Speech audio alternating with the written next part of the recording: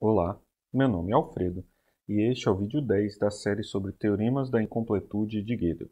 Falaremos sobre o teorema chinês do resto e como usar esse teorema para demonstrar finalmente a função beta de Gödel. Vamos começar? Como vimos nos vídeos anteriores, nossa estratégia é primeiro mostrar que existe uma função delta que decodifica sequências de números a partir de dois números. E ela é uma função que tem como domínio três números naturais e resultado um número natural. E ela vai funcionar de tal modo que, para qualquer sequência C0, C1 até Cn-1, existem dois números A e B, tais que o resultado de delta por ABI é exatamente o iésimo elemento da sequência, o número CI. A partir da existência da função delta, podemos demonstrar a existência da função beta, que, ao invés de usar dois números para codificar sequências, usa apenas um para codificar as sequências. E a ideia é usar um codificador e decodificador para sequências de dois elementos. Essa codificação ela vai ser mais simples e por isso podemos fazer na formação dessas funções mais gerais. A função que usaremos é aquilo que definimos no vídeo anterior, a função epsilon, que para AB tem como resultado a mais b ao quadrado mais b mais 1, e as funções de projeção, que a partir do resultado de epsilon de AB tem como resultado A, e a função π2, que tem como resultado, a partir de epsilon de AB, B. Com essas duas funções, π1 e π2, nós podemos definir a função beta usando a delta. E para isso, temos simplesmente que beta de ni é exatamente delta de π de n, π1 de n e π2 de ni. Com isso, nós temos a codificação de sequências a partir de somente um número. O desafio agora é demonstrar de fato a existência da nossa função delta. Para isso, vamos definir três conceitos aritméticos básicos. O primeiro conceito que vamos definir é o conceito de resto na divisão por. Esse conceito é aquilo que chamaremos de resto RNM, o resto da divisão de m por n. Isso é aquilo que fazíamos no ensino fundamental. Por exemplo, quando temos o resto da divisão de 5 por 2, vamos dividir 5 por 2, que dá 2, e sobra 1. Esse sobra 1 é o nosso resto. De modo semelhante, temos que a divisão de 11 por 3 dá 3, com o resto 2, e a divisão de 0 por 7 dá 0, com o resto 0.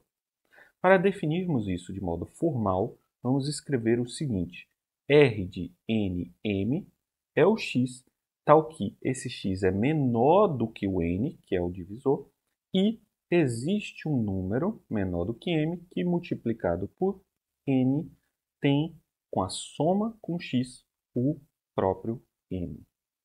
Com esse conceito, nós podemos definir um outro conceito que já viemos falando até o momento, que é o conceito de divisibilidade. A ideia de que o A divide o B pode ser escrita simplesmente como dizer que o resto da divisão de B por A é zero. E além disso, nós temos um terceiro conceito importante, que é a ideia de ser primo entre si. A ideia de ser primo entre si é literalmente dizer que esses números não têm fatores em comum diferentes de 1. Ou seja, o maior divisor comum entre esses dois números é 1. Os números em si não precisam ser necessariamente primos. Eles podem simplesmente ter fatores muito distintos, como, por exemplo, 4, que tem 2 fatores 2, e 15, que tem como fatores 3 e 5. Então, esse conceito de primo entre si simplesmente diz que os divisores deles são muito diferentes. E, formalmente, nós vamos escrever isso dizendo que se um número divide A e divide B, então esse número tem que ser 1. Observe que todas essas definições que fizemos aqui, elas são recursivas. Isso pode ser observado a partir do momento que observamos que Os quantificadores usados são todos limitados e nós trabalhamos nos vídeos anteriores que as quantificações limitadas elas sempre geram coisas recursivas se os predicados usados no interior das definições são também recursivos. Vamos então provar uma propriedade importante que vamos usar mais à frente aqui no vídeo. A proposição 1, ela diz que se A e B são primos entre si, então existe um número k tal que o resto da divisão de B vezes k por A é 1. Ou seja, quando dois números são primos entre si, existe uma forma de multiplicar um deles até que o resto na divisão pelo outro dá 1. E como que vamos demonstrar isso? A ideia é a seguinte. Vamos começar listando todos os restos possíveis do B por A. Observe que todos esses restos possíveis vão formar o conjunto 1, 2, 3 até A menos 1. Todos esses restos possíveis são os restos, no caso, diferentes de zero. O que vamos observar é que quando multiplicamos qualquer um desses números por B, o resto na divisão por A tem que ser diferente. Observe que se o resto na divisão por A de IB e JB é o mesmo, então nós podemos dizer que IB é igual a algum número Q vezes A mais o resto que chamamos de R'zinho. E de modo semelhante, o JB ele é algum K multiplicado por A mais o mesmo R'zinho. Então, se fazemos a subtração dessas duas equações, vamos ter como resultado I menos J vezes B igual a Q menos K vezes A. Observe que o A não tem fator em comum com o B e, portanto, o A vai ter que dividir o segundo fator do lado esquerdo, ou seja, A vai dividir I menos J. Porém, I e J são números menores do que A e, portanto, a diferença entre esses dois números vai ter que ser um número menor do que A. Nesse caso, vamos ter que o I vezes J, para ser divisível por A, só pode ser zero. E, portanto, I é exatamente igual a J. Ou seja, quando o resto da divisão de IB e JB por A é a mesma, então I e J têm que ser exatamente os mesmos números. Observe que isso significa que, ao multiplicar qualquer um dos restos possíveis na divisão por A por B, sempre vamos ter restos diferentes.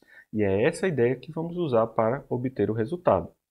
Observe que, se tomamos o resto da divisão por A de cada um desses produtos, vamos formar um conjunto que contém elementos que são todos distintos. A gente acabou de mostrar que cada um deles vai dar algum resto diferente para o A. E, portanto, esse conjunto ele tem todos restos diferentes. Como são todos diferentes e nós temos uma quantidade A-1 de elementos, então pelo menos algum desses restos tem que ser exatamente 1. Porque todos são diferentes. É como dizer, nós temos N casas e nós temos N objetos e cada casa recebe um objeto. E, portanto, uma das casas, a casa que é 1, vai ter que ser de fato preenchida. E, portanto, para algum desses valores, vamos de fato ter o resto 1. E, portanto, existe o número k tal que, quando multiplicado por b, deixa resto 1 na divisão por a. Além disso, usaremos aquilo que chamamos de a proposição 2. E ela diz o seguinte: se a é um número que divide b, então a adição de b a qualquer outro número não vai alterar o resto. Ou seja, tanto c quanto b mais c têm o mesmo resto na divisão por a. Seguimos com a apresentação do teorema do resto chinês. O teorema do resto chinês é um teorema muito antigo que afirma o seguinte: para uma sequência de objetos de números C1 até Cn, se tomamos uma sequência de números primos entre si, B1 até Bn, e que seja de tal modo que os BIs são todos maiores que os Cis, então vai existir um número A, que é solução da seguinte lista de equações. C1 igual o resto da divisão de A por B1, C2 o resto da divisão de A por B2, e assim por diante até um Cn. O Cn é o resto da divisão de A por Bn. A existência desse A vai nos remeter ao código do número. E vamos observar aqui como que vamos fazer isso. Se pensamos que o C1, C2 até o Cn representa a sequência que queremos codificar e decodificar, então encontrar um A e a sequência de B1, B2 até Bn vai funcionar de modo a podermos recuperar, codificar e decodificar essa sequência. Então, o A obtido pelo teorema do resto chinês vai representar o código da nossa sequência. E cada um desses Bs vai ser o objeto de uma função que vamos dizer f de Bi. Ou seja, vai ter algum B que, quando aplicado a uma função f que vamos determinar, vai resultar nessa sequência de Bs, de objetos Bs. Então, a ideia é preparar o nosso terreno para obtermos uma equação como vemos aqui em verde, onde, ao invés de usarmos diretamente os objetos, os números B1, B2 até Bn, vamos usar f de B1, f de B2, f de Bn. Desse modo, observe que no lado direito das equações temos somente como entradas o A, o B e os índices da nossa sequência. Isso é exatamente o que nós precisamos para determinarmos a nossa função delta, que precisa de 3 objetos para recuperar cada elemento da nossa sequência. Então, a nossa função delta ela vai ter exatamente o seguinte formato. Ela vai ser um delta de ABI, que tem como resultado o resto da divisão de A por f de Bi. E cada um desses casos tem que resultar na nossa sequência CI. Vejamos como operacionalizar a obtenção do A, resultado do teorema chinês dos restos. Para fazermos isso, ao invés de fazermos uma prova formal, vamos estudar um exemplo que já ilustra de modo quase completo como funciona esse procedimento. Vamos partir de 3 equações e obter a solução para ela de modo sistemático. As 3 equações são as seguintes. X tem como resto na divisão por 3, 2, tem como resto na divisão por 7, 5 e tem como resto na divisão por 4, 3. Além disso, precisamos observar que os divisores 3, 7 e 4 são todos primos entre si, mesmo que o 4 não seja um número primo. Agora, vamos observar que podemos dividir esse problema em 3 problemas. A ideia é dizer que o x é um x1 mais um x2 mais um x3. O x1 está ligado ao 3, que é o nosso primeiro divisor, o x2 ao 7, que é o nosso segundo, e o x3 ao 4, que é o nosso terceiro. E vamos começar a entender como fazer essa divisão. A ideia é que se o x2 e o x3 são números divisíveis por 3, eles não vão importar na divisão por 3. E isso é o resultado da proposição 2 que nós vimos aqui nesse vídeo.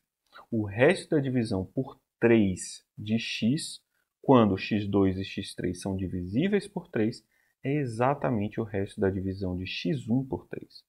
E o mesmo vale para os demais números. Vale para o 7, se o x1 e x3 são divisíveis por 7, e vale para o 4, se x1 e x2 são divisíveis por 4.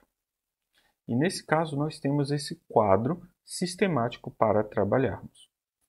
Façamos então uma segunda divisão do nosso problema. Se x2 e x3 são divisíveis por 3, então só precisamos nos ocupar com x1. E como que vamos fazer para obter esse resultado?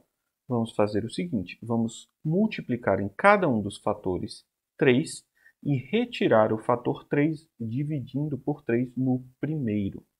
Então, vamos fazer isso para o 3, depois para o 7, que vai ser multiplicado em cada um deles, mas dividido no segundo, e por 4, que vamos colocar nos dois e dividir no último.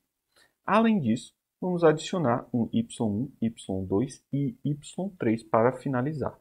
Então, desse modo, nós temos exatamente a situação que nós descrevemos. Nós temos que 3 divide x2 e x3, mas não divide x1. 7 divide x1 e x3, mas não divide x2. 4 divide x1 e x2, mas não divide x3. Observe agora que temos y1, y2 e y3 a tratar. Mas podemos focar em cada um desses para o que queremos como resultado. Então, vamos observar o primeiro fator. O nosso primeiro fator, o x1, ele é 3, 7, 4 dividido por 3 vezes y1. E nós queremos entender como fazer com que isso tenha resto apropriado. E, portanto, vamos usar a propriedade 1 primeiro para garantir que existe um z, vamos chamar de z1, tal que, quando multiplicado pelo restante, exceto o y1, vai dar resto 1 na divisão por 3. Nós temos 3 vezes 7 vezes 4 dividido por 3, e, portanto, temos 7 vezes 4. E existe um número, porque 7 e 4 são primos entre si com o 3, tal que, quando multiplicado por 7 vezes 4, vai dar resto 1 na divisão por 3. E isso vai valer para os dois últimos números também. Vamos ter um número z, que multiplicado por 3 vezes 4 deixa resto 1 na divisão por 7, e da mesma forma um z3, que quando multiplicado por 3 vezes 7 deixa 1 na divisão por 4. À direita, nós observamos quem são os primeiros z's que de fato dão esse resultado.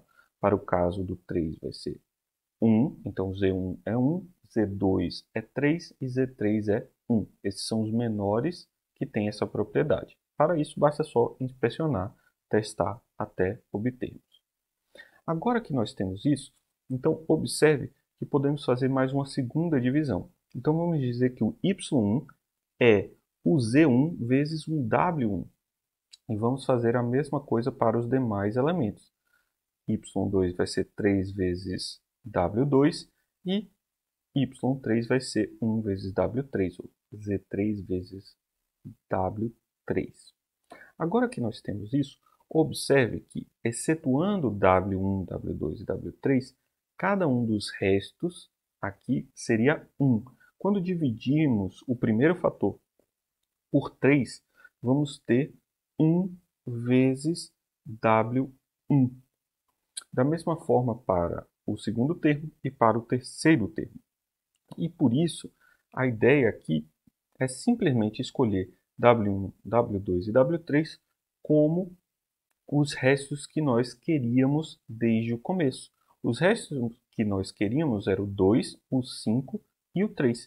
E, portanto, vamos literalmente transpor isso para w1, w2 e w3. Então, w1 vai ser 2, w2 vai ser 5 e w3 vai ser 3. Quando fazemos isso, vamos garantir que o resto da divisão do primeiro termo por 3 é 2, do segundo termo por 7 é 5 e do terceiro termo por 4 é 3. Vamos observar na prática o resultado que nós obtivemos.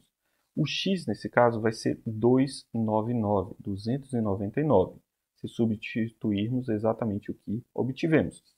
E 299 é 3 vezes 99 mais 2, como nós queríamos. 299 é 7 vezes 42 mais 5, também como nós queríamos. E 299 é 4 vezes 74 mais 3, exatamente como nós queríamos. Então, esse é o método para obter a solução, o termo A, que vai satisfazer as condições do teorema chinês do resto. Agora que temos o teorema do resto chinês, precisamos observar como gerar a nossa função f. Porque, para obtermos a nossa função delta, o que nós queremos é ter a resolução da seguinte lista de equações. C1 é o resto da divisão de A por f de B1, C2 é o resto da divisão de A por f de B2 e assim por diante até Cn. O problema é que nós não sabemos quem é essa função f, e nós temos que montar a função f de tal modo que o resultado dela por bi gera uma sequência de elementos, todos eles primos entre si. Só assim que podemos garantir que podemos usar o teorema do resto chinês. E, portanto, precisamos de algum truque para garantir isso.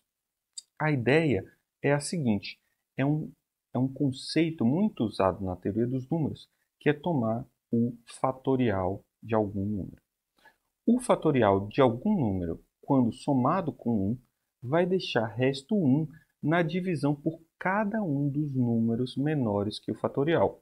Observe que, como eu estou multiplicando todos os números menores do que n, eu estou multiplicando 1 vezes 2 vezes 3 até m, então, quando eu divido por qualquer número menor ou igual a m, esse número vai ser divisível. E como eu somo 1 ao final de tudo isso, eu garanto que o resultado, quando dividido por cada um desses números, deixa resto 1.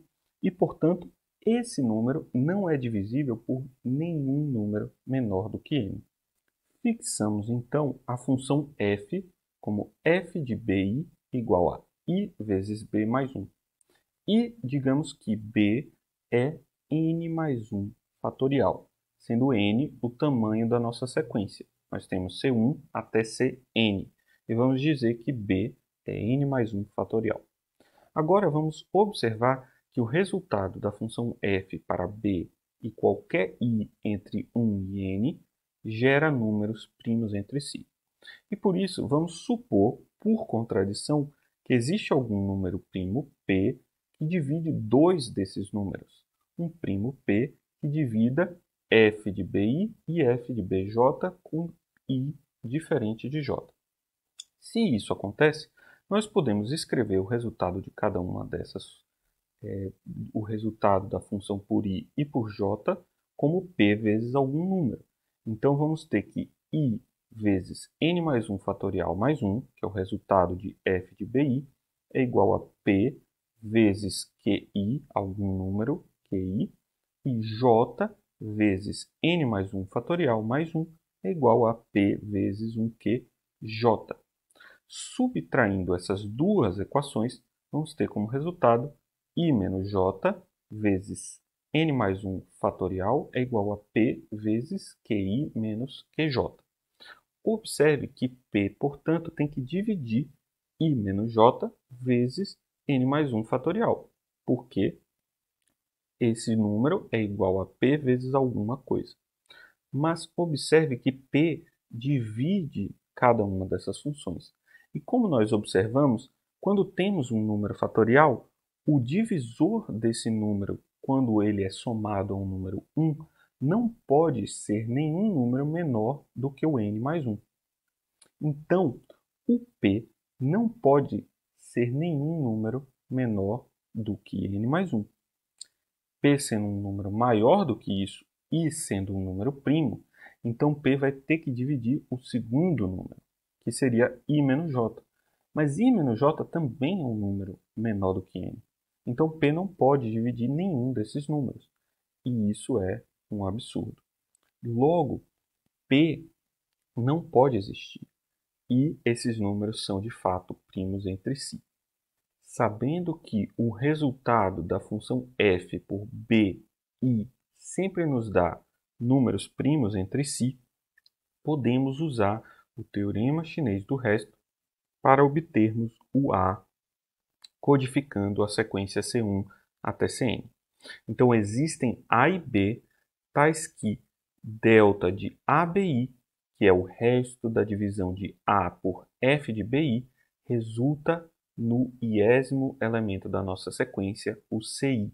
E isso vale para todos os números entre 1 e n. O b, no caso, como nós acabamos de ver, é exatamente o n mais 1 fatorial, e o a é obtido pelo teorema chinês do resto, pelo procedimento que nós observamos no exemplo.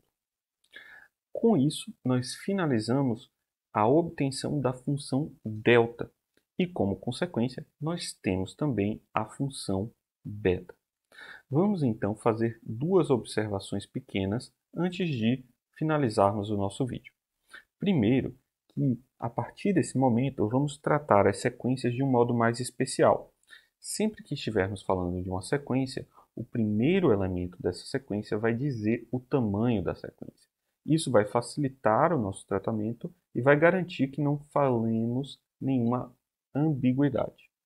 Além disso, nós temos que obter de fato quem é o código de uma sequência. E, portanto, vamos usar as nossas funções que nós definimos, recursivas, para obter exatamente esse elemento. Lembra, o x que nós queremos tem que ser o resultado de um epsilon de AB. Isso vem do fato de que montamos a função beta a partir da delta usando a função epsilon. E, além disso, nós temos que, para cada i menor do que n, o resultado da função delta ABI é, de fato, o iésimo elemento dessa sequência. Então, esse é o código de cada um dos elementos da sequência. Mas isso, de fato, não precisa ser formalizado, porque quando estamos falando dos códigos, estamos falando de fora da teoria, não necessariamente estamos falando de dentro. Quando estamos falando de dentro, só precisamos decodificar esses elementos, certo? Então, com isso, nós finalizamos a demonstração da existência da função delta e beta, e a partir de agora, vamos começar a falar sobre a internalização da aritmética. Muito obrigado e até o próximo vídeo.